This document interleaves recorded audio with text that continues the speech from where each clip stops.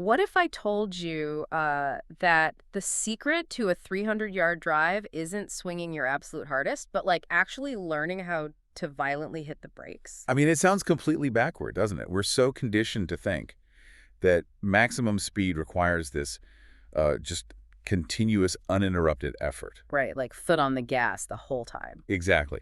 But when you look at the actual biomechanics of elite power generation, acceleration is really only half the equation. If you don't know how to stop, you're never truly going to know how to go fast. That concept alone kind of, completely shatters how most of us approach the game. We're doing a deep dive today into a really specialized piece of premium sports science, a text called Efficient Clubhead Speed Through Balanced Segmental Power. Yeah, it's a fascinating paper. It really is. And our mission for you today is to uncover the true biomechanical secret to generating clubhead speed. We're going to take some incredibly dense physics and translate it into a clear, actionable mental model for your next range session. And honestly, perhaps more importantly, we're going to expose why the most common piece of advice you hear in golf instruction might be the exact thing destroying your power and accuracy. Oh, absolutely. Today requires a total shift in perspective. We have to stop obsessing over, isolated body parts and start analyzing the body as a complete interconnected energy system. Which means we need to start by just taking a sledgehammer to a very pervasive myth on the driving range. It's a piece of advice that causes, just endless frustration for golfers at every level, from weekend warriors to aspiring pros. Let me guess. The hips. You got it. The all in the hips myth. If you've spent, more than 5 minutes on a practice tee, you've definitely heard someone say it, just fire your hips. Oh yeah, it's everywhere. There is this widely held belief that the pelvis should initiate and just completely dominate the downswing. You're essentially told to spin your hips as fast as humanly possible, and the clubhead speed will magically follow. And it's incredibly appealing advice because, on a surface level, it feels logical. The lower body contains your largest, strongest muscles. Sure, yeah. But the source material provides a pretty harsh reality check here. While the pelvis is absolutely essential for creating rotational momentum it establishes the initial sequence of motion, it cannot generate substantial clubhead speed all by itself. It just can't do the whole job.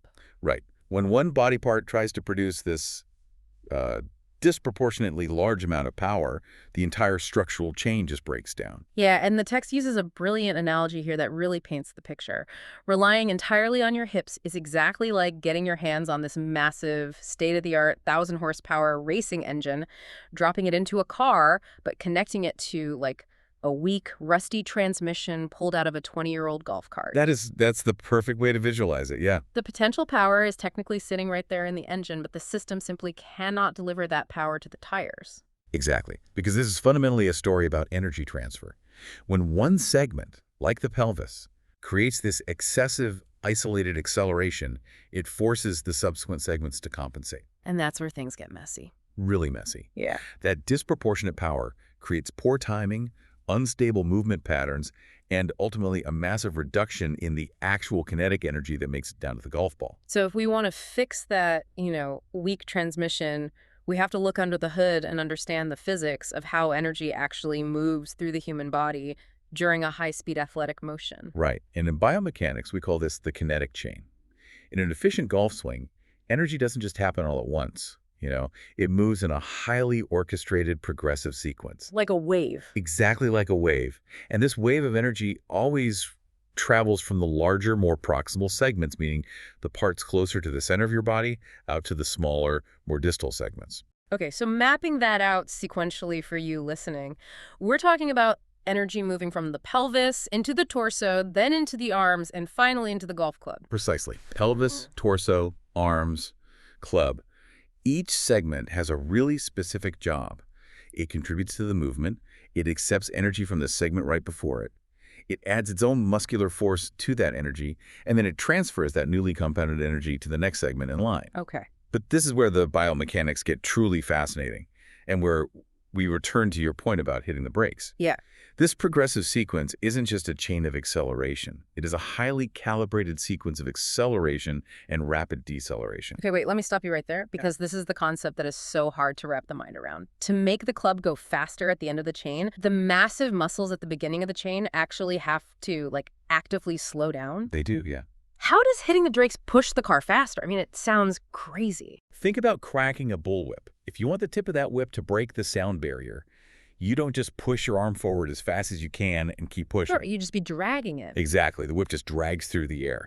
To create that explosive sonic boom at the end, you snap your arm forward, and then you aggressively stop your hand. Ah, okay. You hit the brakes on the You handle. hit the brakes on the handle, you decelerate it. And because energy cannot be destroyed, only transferred, when you stop the handle, all that massive kinetic energy has nowhere to go but violently down the leather. Oh, wow. Yeah, compounds in speed as the whip gets thinner until it just absolutely explodes at the tip. That makes perfect sense. So the human body is acting like a multi-stage rocket or a whip, and the pelvis is the handle. Yes. As the pelvis reaches its peak rotational velocity, it must begin to slow down. It decelerates. And that braking action basically catapults the kinetic energy up into the torso. Right. The torso receives that energy, adds its own muscular acceleration, reaches its top speed, and then it hits the brakes. And then that deceleration throws an even larger sum of energy into the arms. Exactly. The arms accelerate, then decelerate, whipping all of that compounded massive energy straight down the shaft of the golf club. Energy is accepted, organized, and passed on. Yeah. Breaking the larger segment is mathematically the only way to allow the next smaller segment to accelerate faster than the one before it. That is just incredible. It's a literal compounding wave of energy. But as our source material aggressively points out, if that wave gets interrupted, things get ugly very quickly. Oh, extremely quickly. So if the pelvis is the handle of the whip, what happens when a golfer takes that terrible advice we talked about earlier and just tries to spin their hips as fast as possible without the rest of the body being ready to receive that force? Well, that is the first major failure point outlined in the text. It's an aggressive pelvis paired with an uncoordinated torso. The golfer fires that big lower body engine, the hips spin incredibly fast, but the torso just isn't synced up to accept the baton. And if the torso isn't ready for that massive burst of hip energy, I'd imagine the spine just gets completely torqued out of alignment, right? The energy basically leaks out into nowhere, and the arms are just left stranded at the top of the swing. That's exactly what happens biomechanically. The result is this excessive separation between the upper and lower body. And your brain is incredibly smart, right? It instantly senses that the golf club is being left miles behind your body. So it panics. Total panic. To Yes. prevent you from completely missing the ball, the brain hits the panic button. It forces your upper body to make these desperate, jerky compensations, usually throwing the arms over the top just to somehow find the golf ball. You lose your balance, your posture, and you lose all your power. Yeah, you see that every day on the course. The hips spin out violently, the back foot comes flying off the ground, and the arms are just wildly chopping down to save the shot. Exactly. But what if the panic happens even earlier? Like, what if the golfer gets anxious from the very top of the swing? That leads to the second failure point, which is early arm acceleration. This is a severe sequencing error. The golfer usually feels this intense, anxious desire to hit the ball right now from the very top of the backswing. Just trying to force it. Yeah, instead of letting the pelvis and torso initiate that whip effect, they immediately fire their arms. In golf terms, this is what we call casting, right? Where the wrists just kind of dump all their stored energy prematurely long before the torso has even finished its job. That's right. Biomechanically, by accelerating the arms and releasing the wrists before the trunk has transferred its energy, the kinetic chain is completely severed. Wow, completely severed. Yeah, the arms are now working entirely on their own, completely disconnected from the massive power source of the lower body. Think of it like a boxer trying to throw a knockout punch using only their elbow and tricep without rotating their legs or core. Oh, yeah, that wouldn't do much. Right? It might feel like you're putting in a lot of effort, Huh. but there's zero mass behind the strike. You essentially bypass the engine and try to push the car across the finish line yourself. You might make contact, but it's going to be a weak, glancing blow. Exactly. But there's a flip side to this too, isn't there? The text highlights a third failure point that sounds like, I don't know, an overcorrection for people trying to fix that early casting problem. Yeah, the third flaw is holding the arms back for too long. Mm-hmm. Golfers hear that they need lag in their swing, so they try to artificially hold their wrists at a really sharp angle and drag their arms behind them for as long as possible. But if they do that, if they manually hold it, they're interrupting the natural deceleration phase, aren't they? Spot on. The natural transfer of energy is prevented. If you artificially lock the arms and hold them back, The torso rotates completely past them.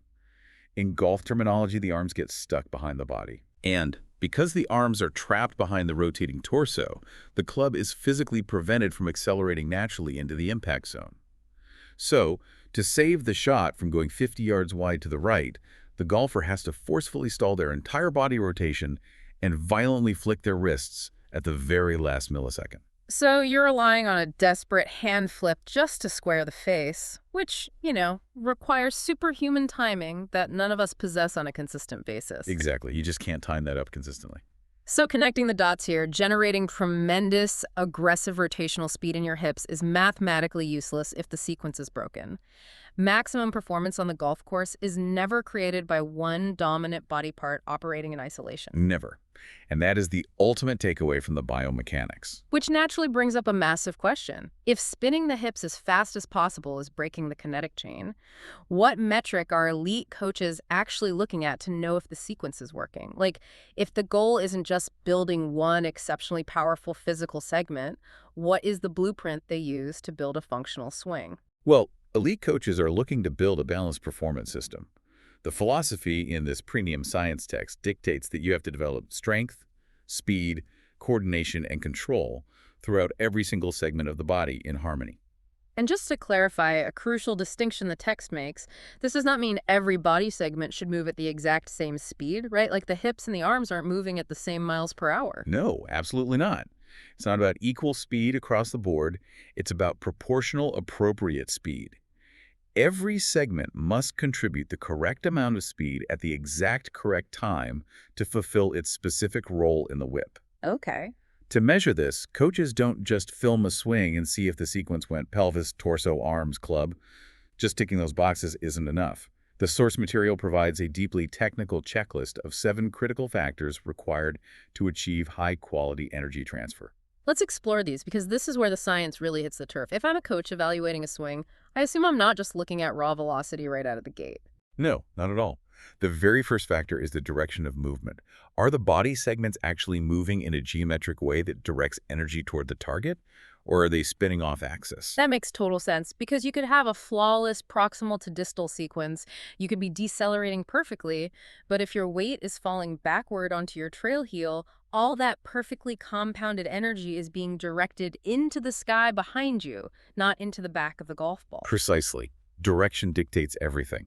Once the direction is established, the next 2 critical factors are the timing of acceleration and the timing of deceleration. The gas pedal and the brake pedal. Yes. When does the segment initiate its speed, and exactly when does it hit the brakes to pass the baton? If the braking is late, the wave collapses. And I assume the fourth factor is where we actually look at raw power. Correct.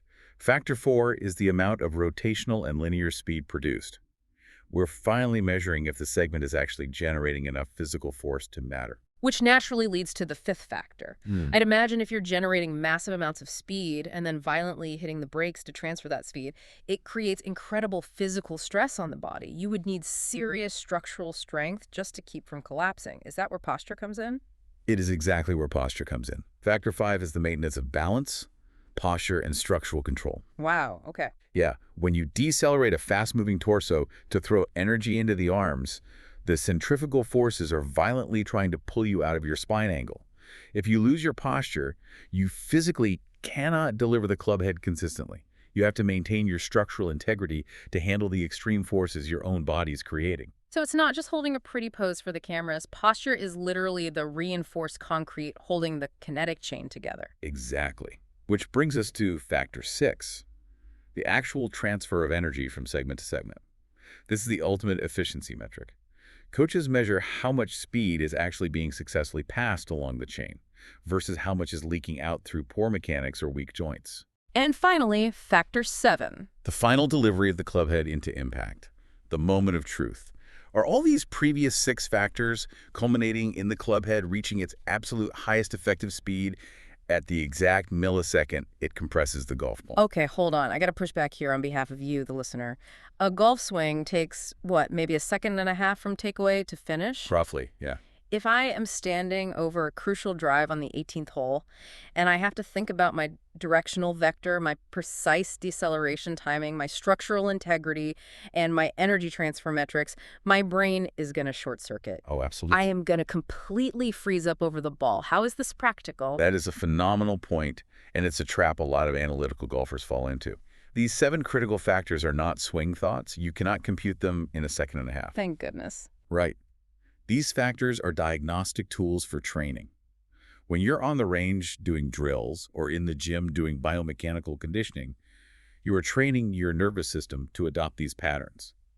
The goal is to build this balanced system so deeply into your muscle memory that when you step onto the 18th tee, you aren't thinking about deceleration at all. You just swing. You just see the target and react, trusting that the system you build will handle the physics. That is a huge relief. So we're training the system, not actively steering it during the swing. But let's talk about the actual payoff. If you, the listener, dedicate the time to train this balance system, what happens on the scorecard? Let's connect all this dense science directly to your weekend game. Well, it fundamentally solves the ultimate golfer's dilemma. The age-old fear that if you swing harder, you're automatically going to lose control and slice it into the woods. Precisely. Those golfers inherently believe that speed and accuracy are just completely mutually exclusive. But based on the biomechanics in this text, efficient power development completely shatters that paradigm. When you aren't relying on a single overpowering movement, like blindly spinning your hips, you aren't throwing your body out of alignment. Therefore, you don't have to sacrifice control to get distance. Because the mechanics that create the speed are the exact same mechanics that create the stability. Exactly. You get speed plus control. Hmm. The text lists very tangible results of a sequenced, coordinated system. Because your structural posture isn't failing under pressure, you get dramatically more consistent strike patterns on the center of the club face. Which is huge. Huge. Furthermore, because your body rotation is efficiently delivering the arms, you get vastly improved face control.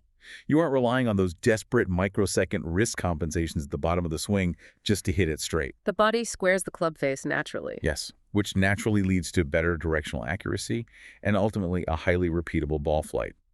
When the kinetic chain works efficiently, it is remarkably, almost robotically consistent. So the true objective isn't simply moving your body faster.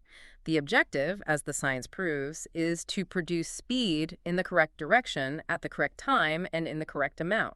That is the holy grail of golf performance right there. Let's bring all of this biomechanics, the physics of the whiff and the coaching theory back into a final memorable mental blueprint for the listener. Let's walk through the role of each segment one last time, framing it as a cohesive story of energy. It starts from the ground up. First, the pelvis. Its primary job is to initiate and organize the movement appropriately. It's the handle of the whip. It starts the chain reaction and establishes rotational momentum. Next, the torso. The torso must seamlessly respond to the pelvis, accept that momentum, add its own acceleration, and then crucially decelerate without losing structural posture or rotational control. It acts as, like, the reinforced bridge. Then the arms. The arms accept that compounded energy wave from the torso. They must transmit and further increase that speed while maintaining functional structure, meaning no early casting of the wrists and no getting stuck behind the body. And finally, the hands and the clubhead. The hands act as the final delivery mechanism, transferring all that compounded force with precision, ensuring the clubhead reaches its highest effective speed right at the exact moment of impact. It perfectly highlights the core philosophy of our source text today. I think the exact wording from the author is worth repeating word for word here. The most efficient golf swings are not built around one powerful movement. They are built around a complete system of coordinated movements. Every segment matters. Every transition matters. Every fraction of a second matters. Move correctly, sequence correctly, deliver correctly. Man, that is an incredibly powerful mantra to take to the first tee. It completely shifts your mindset, from a brute force swing hard mentality to a refined sequence efficiently mentality. Before we sign off, I want to leave you with one final, slightly provocative thought to mull over on your own time. We spent a massive portion of today talking about the counterintuitive nature of deceleration. The absolute scientific fact that the proper braking of the larger muscles is literally the engine that transfers speed to the clubhead. Right. So think about this. How much of our everyday fitness and golf training is totally fundamentally backwards? Think about your gym routine. We spend almost all of our time focusing on building explosive acceleration, jumping higher, pushing heavier weights, pulling resistance bands as fast as we can. We are obsessively building our engines while completely ignoring our ability to dynamically decelerate, to absorb force, to act as the brakes. If deceleration is the physical key to energy transfer, maybe it's time we start training our brakes just as hard, if not harder, than we train our engine. That's a great point. Otherwise, you're just hooking a 1,000-horsepower race car engine up to a rusty golf cart transmission, and we all know how that ends. It raises an incredibly important question for anyone serious about the longevity and efficiency of their physical preparation. Something to explore before your next range session. If you found today's episode valuable, please subscribe to our channel. Every subscription helps us continue producing high-quality educational content for golfers and coaches worldwide. If you have a question, topic idea, or golf challenge you would like us to research, test, and explain, please leave a comment, contact us on LinkedIn, or send us an email. Don't forget to explore the eCoach 360-degree golf intelligence platform and experience our 48-hour free trial. You can also join our 30-day golf biomechanics, kinematics, ground reaction forces, and Club Kinematic certification program to deepen your understanding of golf performance.